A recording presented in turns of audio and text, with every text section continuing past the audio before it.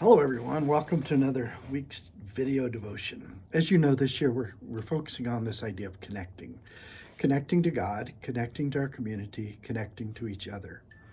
And so this week we're going to focus on the connecting to each other part. I came across an interesting verse in the book of Exodus that I'm eventually going to turn into an object lesson.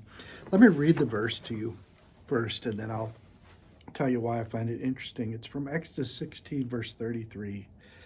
Moses said to Aaron, "Take a jar and put an omer of manna in it and place it before the Lord to be kept throughout your generations."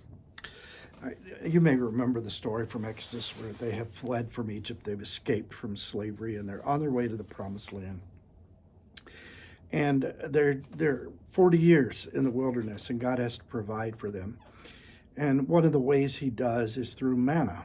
Every morning they would wake up and there would be this manna, this food on the ground.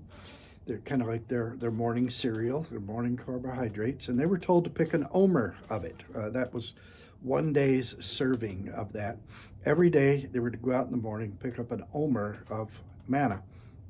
Every day, that is, except the day before the Sabbath, when they were to get 2 omers so that they wouldn't have to do any work on the Sabbath. And so this is what fed them for 40 years. It's part of what fed them. He gave them quail in the evening to eat as well.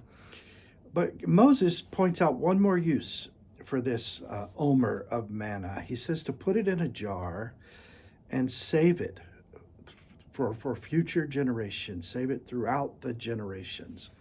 Something that they could show to children and grandchildren and great-grandchildren and on down the line to remind them of God's faithfulness while they were in the wilderness. And I got to thinking about that. And here's where the object lesson comes in.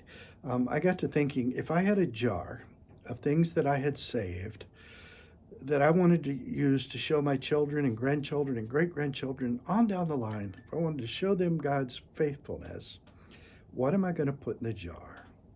And I want you to think about that. And I'm going to turn this into an object lesson, as I mentioned, probably used in a Bible study. What are you going to put in your jar to show God's faithfulness to children, grandchildren, nieces, nephews, great nieces, great nephews, and all those down the line? I'm starting to think about that right now. I don't have a list yet, but I'm getting there. So I encourage all of you to be making that list of what's going to go in your jar to show your children, grandchildren on down the line that God is faithful.